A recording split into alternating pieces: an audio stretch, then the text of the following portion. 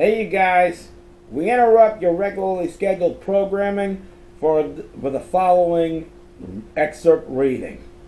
It's So Says the Leader talking, and I've come back. If you haven't heard, I've come to read you excerpts from a new installment in my book series, Princess Luanne and Wizard Heatheria.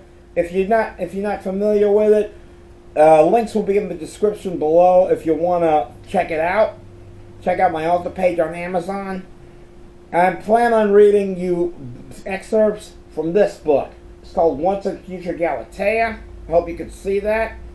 So, let's get started.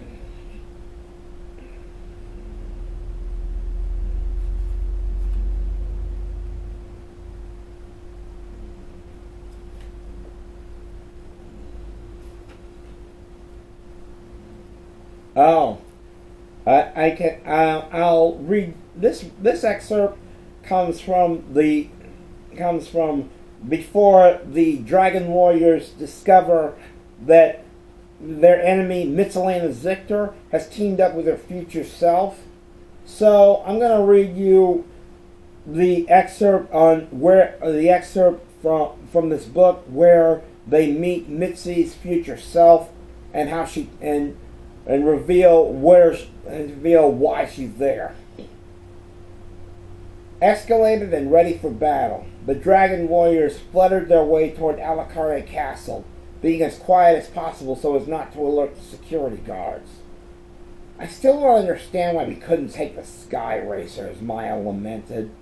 Because by coming in on our own, Mitzi won't expect us, and that makes her vulnerable, Myrna told her. Either way, we'll need to find Mitzi's laboratory, Roxy decided.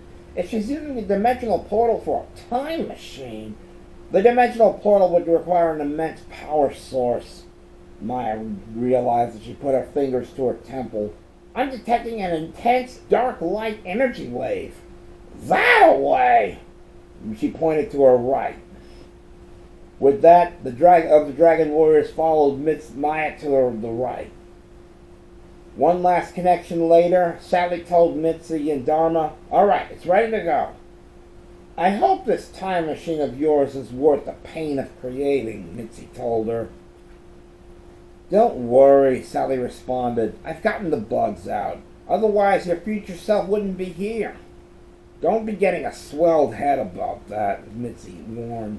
"Just set the machine." "For where?" Sally demanded. "Dharma never told me where this relic is." "Oh, stand back, sister," Future Mitzi snapped. "I know where it is." Then she pushed some buttons on the console, causing the portal to spring to life. "The dark energy readings pulse at this spot," Maya told the others as she landed in the grass, staring at a wall. "That must be the location of Sally's laboratory," Elise reasoned. "But there's no door." "I'll make a door," Roxy offered. Then she raised her hands and called, "Star Silver Quake Cannon!" In an instant, her portable gun appeared in her hands, completely coated in silver. "Wow," Maya breathed. "Look at that." "Now, let's see if it works," Roxy decided as she aimed the gun at the wall and pulled the trigger, firing sonic waves that caused the wall to rumble. "I just need to recalibrate the main generator so it will interface with the space-time equilibrium," Sally told the other three. But just then, she felt the shaking and wondered, "What was that?" "Probably the machine," Future Mitzi decided. "I told you needed to work the bugs out," Mitzi declared. "That's not the machine," Sally insisted. "That's..." Breaking through the wall, Roxy gave her quake cannon one final pull of the trigger, sending chunks of the wall caving in on itself and allowing the Dragon Warriors to come through. "The Dragon Warriors!" Mitzi exclaimed. "We knocked, but no one answered," Roxy quipped. But then her eyes widened as she received the shock of her life. The Dragon Warriors all talked at once as they discovered the newcomer with Mitzi and her sisters. "What the?" Murda exclaimed. "Two Mitzies?" Galatea added. "Where did she come from?" Maya finished. One guess, Roxy realized, staring at the scanner. The chronophasotron level around her is off the chart! What's the game this time, Zicta? Elise demanded. How do you like this for an answer, Dragon Dodos? The older Missy declared as she raised her hands and materialized a weapon similar to Roxy's quake cannon, but black in color. She pulled the trigger and shot a burst of electrical energy toward them. The dragon warriors dodged the blast easily, and then Galatea shouted, "Silver Star Quintessence!" And instantly, the silver star weapon materialized within her palm. Just as the second Mitzi turned toward her and fired, Galatea raised the star of quintessence and manifested a shield of electricity. The electrical burst from the dark quake cannon bounced off Galatea's shield and hurtled toward the dimensional portal. "No, Mitzi, stop!" Yes, Sally shrieked, but it was too late. The electrical blast that was ricocheted hit the main lever mechanism. "Oops," the elder Mitzi uttered in a small voice. "That was bad, right?" "I'm afraid so," Sally replied. "Electrical power surges through the mechanism and gets fixed. It's about to overheat!" Just then the mechanism began to spark and fizz, causing the portal to short circuit. The glow from the portal enveloped Mitzi, future Mitzi, and Dharma, causing them to vanish from view, while Sally dived to the floor to avoid being enveloped. "Look out!" Murda shouted, leaping onto the floor, watching helplessly as Galatea, Maya, and Roxy were also enveloped within the glow of the portal, vanishing from view. "Roxy! Galatea!" Murda exclaimed. "Maya!" Elise and Chimera added. "Fools!" Sally exclaimed. "Your disruption is interrupting the power feed! I must repair it!" "In the meantime, we'd better get back to the Tower of Dragons and see if we can locate our friends," Elise proposed. "I'm with you," Murda agreed, and she led the way out of the destroyed laboratory. "Hey!" Sally shouted. "Where do you think you're going? Who's going to fix that hole in the wall? You've got the resources!" Chimera quipped as they fluttered away. "You figure it out!" So as you see, this is where the quest for the final four. This is where the quest for the final four miniseries begins, and as you know, this is where they try to find the final four relics of darkness. In case you didn't know, they had found 3 relics, and in case you didn't know, I'm going to leave some spoilers. They found 3 relics, and those relics were purified by star silver. Now let's continue.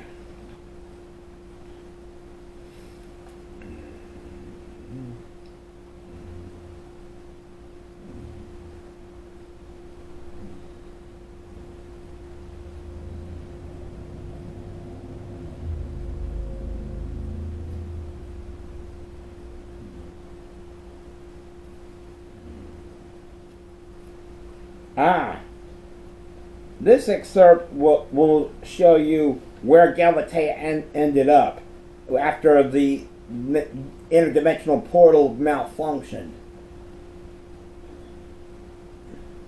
In case you're wondering where she ended up, she ends up in a dystopian future where Luanne is queen of the known world. Let's read it. Falling through subspace, Galatea screamed as she tumbled through the temporal tunnel before a bright glow met her at the end, causing her to hit the grass of a familiar meadow. "Oh, my head!" she groaned as she struggled to her feet. "Where am I?" She looked around to get her bearings, and then she saw a building she recognized. The Palace of Millennia, except it was different. It seemed to be painted black, complementing the fiery red sky and giant bats flying around the westernmost tower. "Whoa," Galatea murmured. "The palace got a real makeover." She picked up her pace, approaching the palace, only to be astonished by the loud bong of a gong. Then she heard the echoing voice of an unfamiliar woman. "It's 10 o'clock. Curfew time. Queen Luanne wishes all of you a safe journey home and a restful sleep. Good night. Queen Luanne? Galatea wondered. Are we talking about the same Luanne who was afraid of her own destiny? Time to say that curfew check, ma'am, said a sudden man's voice. Galatea turned toward the left to see a dark-haired man in gold armor while carrying a double-pointed lance. He looks familiar, she realized, and when she noticed that the man wore wire-rimmed glasses, she recognized him. Nathaniel, she realized. That's what the Queen calls me, the man told her. Now let's see that curfew check. I'm sorry, Galatea said uneasily, but I don't know what you're talking about. Nathaniel stared at her intently. You look familiar, he told her, but you're not from around here, are you? I'm afraid not, Galatea replied, just as she heard a warble, but it wasn't her communicator, as Nathaniel reached for a similar bracelet around his wrist and pushed a button. This is Nathaniel, he said. Captain, we've got a resistance sighting at the R&D Alchemy Lab, the voice told him. We need backup, now! On my way, Nathaniel replied. As for you, miss, consider yourself. He looked around and noticed that the blonde had suddenly disappeared. Lucky, he finished needlessly, before running toward the stables for a horse. Nathaniel didn't seem to recognize me, Galatea realized as she flew after her cousin toward the alchemy lab in Mount Millennium Village. Why didn't he even know me? And who's this resistance they're talking about? As she approached toward the location of the laboratory, she heard several explosions below. She landed and behind a bush and took a peek, only to be greeted with a barrage of magical blasts before her, being fired from left and right. All right, rebel scum, Nathaniel snapped. We gave you your chance. Now pay the price. Forget it, you loser knights. Another man declared, we've taken it this far. We're not about to stop now. Brother, this is your last chance, Nathaniel shot back. Surrender or be destroyed. Brother, Galatea wondered. Could it be? When does that court ever work with me? The other man taunted as he ran from the scene. I can't let him get away, Galatea decided, and fluttered her wings to take to the air. Remington Winchester ran toward the forest in an attempt to lose the Millennium Knights and escape with his bounty, back to the hideout where the resistance had taken refuge. Looks like I'm the lucky one, he told himself. He didn't dare look back, as it would only dwindle his self-confidence. He turned toward the right and escaped into the meadow, only to run into a winged blonde and fall onto his stomach. Dazed, Remington struggled to get to his feet, but the blonde was faster and she said, Here, let me help you up. He took the blonde's hand and she pulled him to his feet, but when they made eye contact, an air of familiarity connected both of them. Remington! The blonde exclaimed. Galatea! He returned. But you! Just then, they both heard the voices of the others shouting, She's here! Shoot her down! Destroy the demon queen! Another voice declared.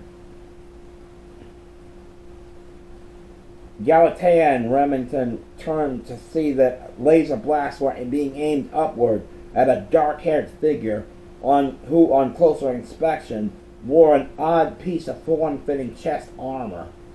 Luanne? Galatea realized, just as the woman landed an earth-shattering punch to the ground and knocked the shooters off their feet. As the blonde watched in horror, Luanne launched punches to the chests of two of the resistant fighters, knocking them unconscious. Then she targeted another rebel, prying his gun out of his hand and crushing it within her palm. Run! Remington ordered suddenly as he took Galatea's hand. But what about Luanne? Galatea protested. I said run! Remington insisted, and pulled Galatea through the meadow as he ran. So, as you can see, Galatea ended up in a dystopian future, as I said earlier, and in this future, Luanne reigns as queen of the known world, apparently. And apparently Luanne has switched sides. If you want to know why, just order a copy of the book from Amazon. You'll know why. Let's continue.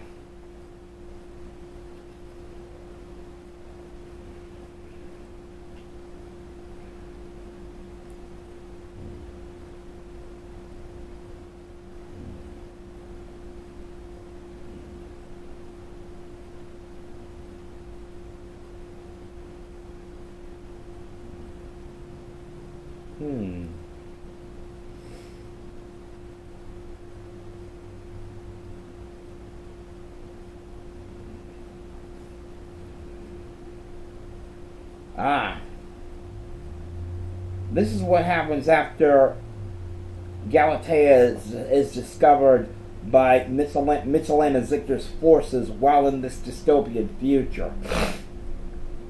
In this one, Mitzi is confronting Galatea and trying to find out what she's doing there. As Galatea stood before an elder Mitchell and Zichter, still sporting pigtails 20 years later, the woman stood with Sally, perusing some documents. A moment later, she set them aside and sat atop her desk. Naturally, I was skeptical when my sister said you had returned, Mitzi began. But according to our genetic scan tests, you are Galatea Winchester. Huh, Galatea humped inwardly. No question as to who you are. You're the one thing that's exactly the same, even 20 years later. On that note, the samurai wraith slapped her on the back, causing her to fall to her knees. As she struggled back to her feet, she mocked Mitzi with, "Sorry, wrong thing to say." "Extremely," Mitzi declared. "Good," Galatea shot back, equally coldly. With that, Mitzi turned to Sally and pointed toward the left of the room. Sally nodded and followed Mitzi to the left. Once they were safely out of earshot, Mitzi muttered to Sally, "Insolence! The outright rudeness! That girl's definitely a gentleman article. But how?" Sally wondered. "I think it has something to do with the interdimensional portal," Mitzi replied in a low voice. "Have you been able to locate Dharma yet?" "Not yet. But if she was caught up in the same time warp as Galatea, she'll turn up soon." Mitzi sighed. "We have to do something about this," she decided. "If Luanne finds out she's back, who knows what she'll do? She's hard enough to work with as it is."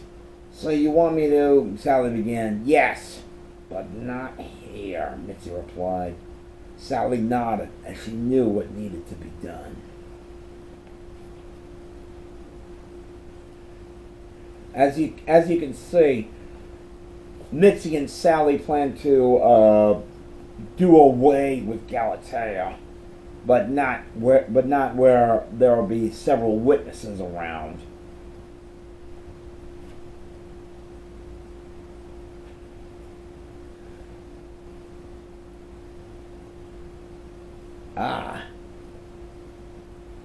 I love this excerpt very much. This is where Galatea reconnects with her friends in the Dragon Warriors, and right now she's starting with Roxy.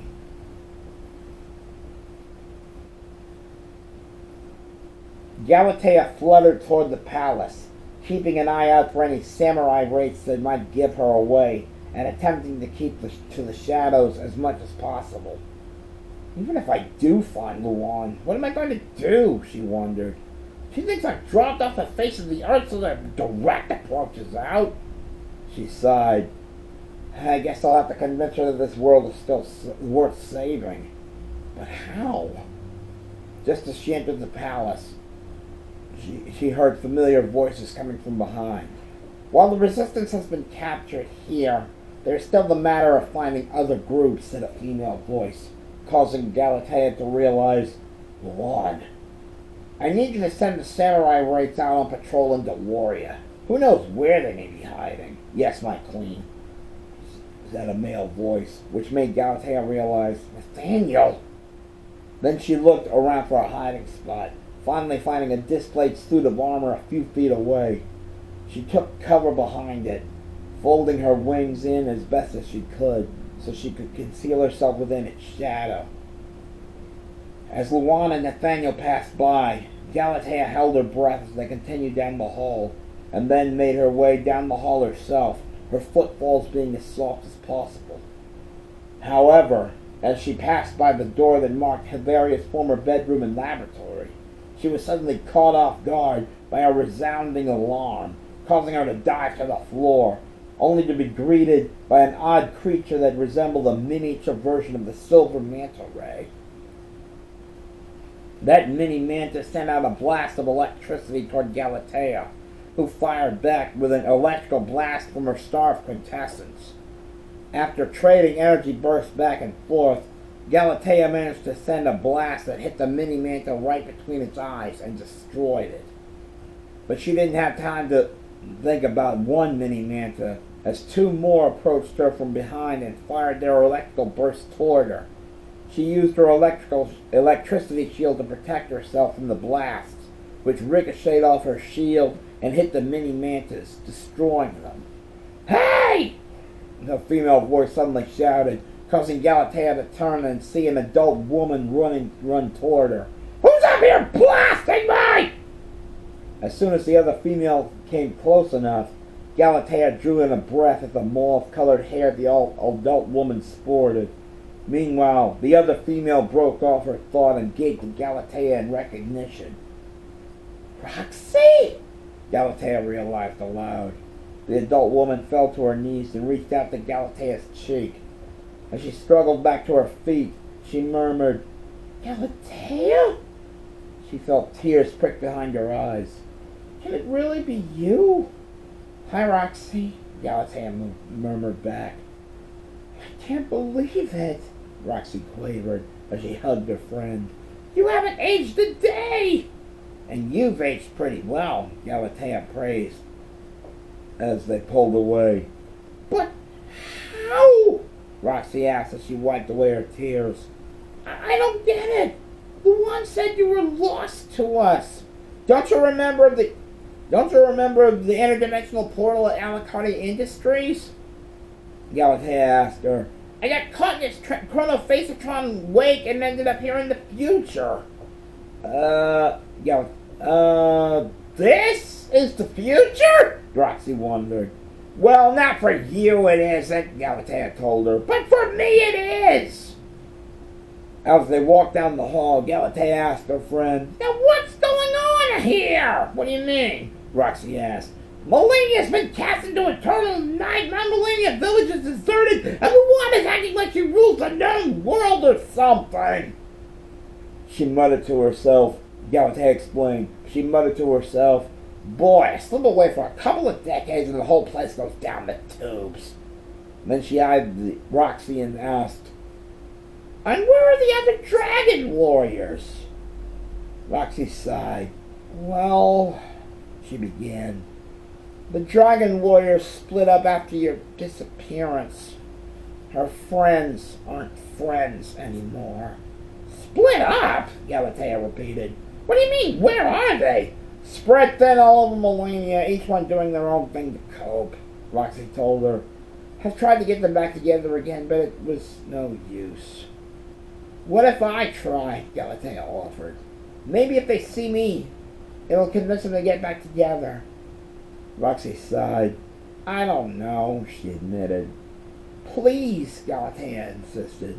It may be our only chance to save Luanne, too. Roxy averted her gaze, then turned back toward Galatea and said, All right. Galatea grinned. I've been keeping track of our friends, Roxy told her. I can tell you where to find Maya, Elise, and Chimera. And Murda? Galatea prompted. We lost touch a long time ago, Roxy replied.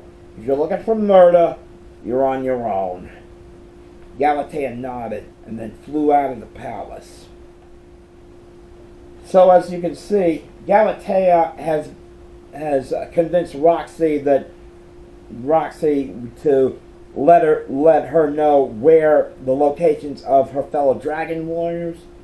She's going to try to get them back together, but will she? I would say you would have to read my book to find that out.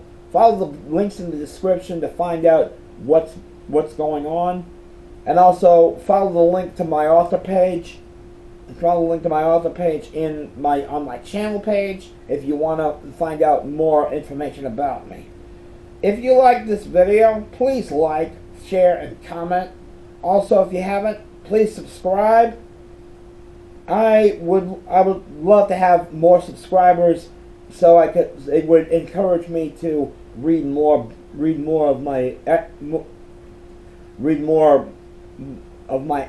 excerpt readings from my books.